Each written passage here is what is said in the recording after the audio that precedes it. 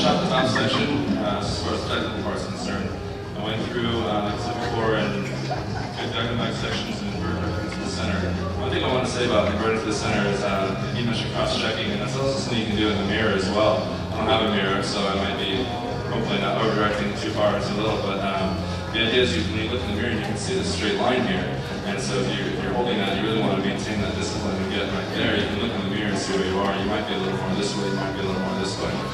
So that's why it's important too to stand on the opposite side of the head that you're over-directing to, because you're always going to have tendency to pull, like we said already. So if I'm going here and pushing the hair here, I'm going to push it, and then I might kind of relax and then cut, and I might also be cutting up here now, and that's going to mess up the integrity of the haircut. So just, you want to keep that in mind. It's another technique you can use is looking in the mirror. As far as what I'm doing now, just playing around with the hair, pushing forward, and pushing around her face, just kind of trying to see what I'm working with. And this connection was a bit too long. So what I'm doing now is I'm still taking diagonal forward section, or I'm starting to get diagonal forward sections, kind of to mimic the pivoting radials I was doing here. But I'm going to continue those up to the side. And I'm still leaving it disconnected, just not quite as much, because I think it's going to be a little bit too long. So going through and just taking it out, and holding it out, cutting that line concave, so it's a little bit shorter in the interior and a little bit longer in the exterior. So that maintains that length here. It was taking up a little bit of a corner so that it's gone, but now we're going to have a little bit more texture going on through here, and it's just going to flow more with the style. So I'm going to continue doing that. I'm making sure that into this triangle section here where the bangs are longest, not touching those. I'm going to figure out what I want to do those later once they're dry, but I want to do those as long as possible and kind of just work on getting this side section here to kind of really flow with the roundness back here that we have. What do you think so far? All right.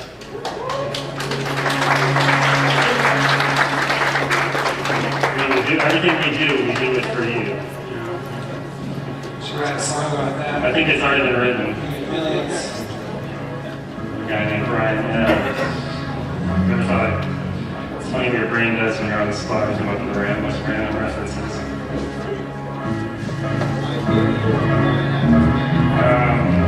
I need Russell to nail me on that. By the way, Russell's a big Star Wars dork.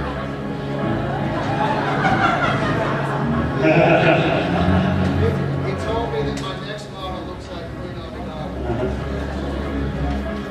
He just oozes from the pores of it. So we have, Martin had mentioned a couple of great body position tips. What we've noticed in teaching over the years is that there's basic human tendencies that we have. If you are working on something and you start to, want to focus more, or your arms will naturally get tired from being out here, what's going to happen is your hands are going to drop towards you, right? Have you ever had your arms really tired and felt like raising them up more? No, I don't think so. Usually you won't go with that. So when you're over-directing something, anywhere where you're over-directing, it's better to pull the over-direction towards you instead of trying to push it away. Because pushing it away, if your mind starts to focus more, want to get a better look, your hands are going to come towards your eyes.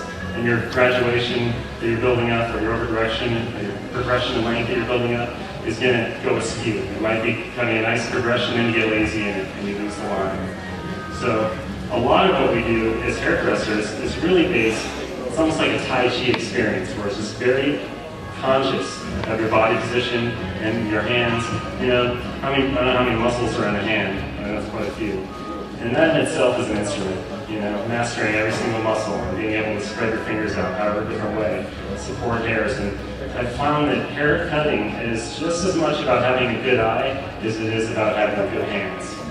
And I think when you look at the iconic hairdressers that we all know and love, something about their hands, as they have like those it hands that just pick the hair up and seem to make it work no matter what they're doing. And that's something that you can practice. So always keeping that in mind.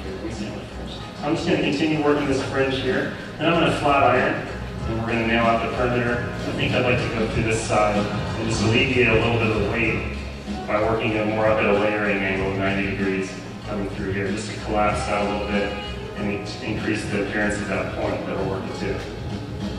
All right?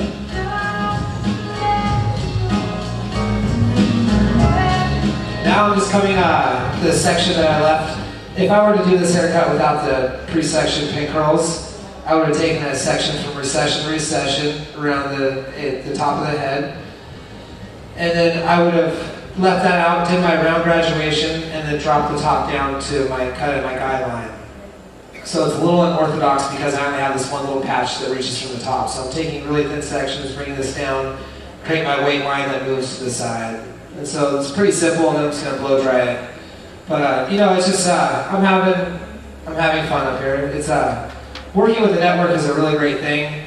John and I were fortunate enough to meet each other and start the network a long time ago, or about 5 years ago.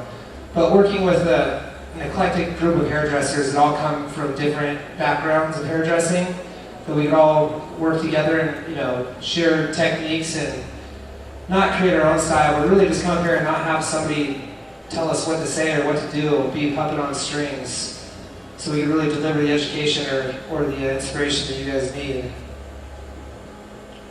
So definitely, you guys, we're always out and we're always doing hair shows, so we really appreciate everyone here to give us this opportunity to do what we do. Thank you. And I know that we're almost on the blow drying stage. I really wanted to see, it's so funny because we were meeting every single weekend making that. It took forever to make that little minute 30-second clip to have the little decimals of seconds and everything run perfectly. Would you guys mind seeing it again one more time? It gives me a lot. This first time I saw it, I know it sounds cheesy, but it really took my breath away. Because to see architecture and furniture and all these different arts come together as one, and to see that you can get inspiration from anything, that's really, really nice. You'll mention DVD education. We have one DVD. It's called Headsets Volume 1. Who's got that? All right, like it? Yeah.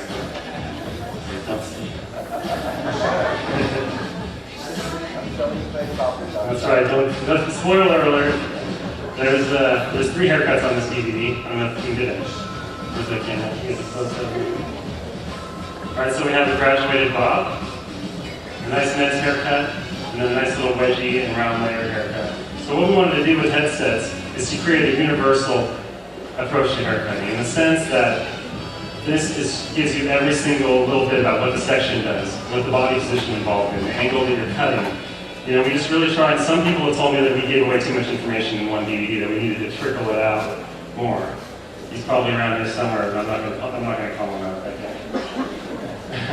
So we figured, like I said at the beginning, there's enough fundamental stuff to practice for the rest of your career. So just by giving you these 3 classic haircuts, we figure they're timeless, they'll last forever, and you'll learn all kinds of great techniques. Triangular graduation to create the graduated bob, a nice men's haircut with some finger tapering, and some freehand texturizing, and then the very last one is more of like a nice wedged out shape, some round graduation with round layering involved in it. So, key elements to haircutting. We believe that the basic elements are finite, but the combinations are infinite. Okay? And that's really kind of the basis of how we go about finding education, how we go about trying to expand our minds.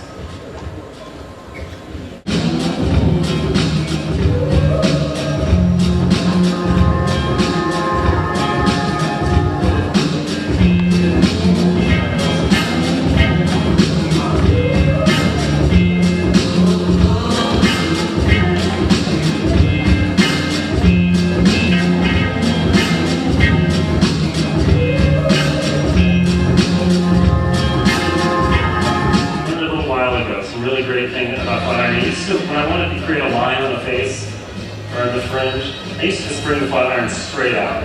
But then I realized I was creating like a broom edge, and I think I mentioned that in the very beginning of this cut when I talked about the flat iron. So what I like to do is to get any kind of like a bob, any kind of line that you want to see a really clean laser line on. You think you're going to want to bring it straight out, but you really got to turn that iron, really bevel that line in, and that's going to get the line to sit properly instead of that big straight edge that creates random little pieces that kick out. What's everyone think of the cut so far? Good stuff. It's gonna get better. We have our pre-done models for still gonna show, and then we're gonna style these out. We got some good stuff in store for you guys. We put a lot of preparation and planning into the show. It doesn't seem like it right now, but it's been a lot of fun.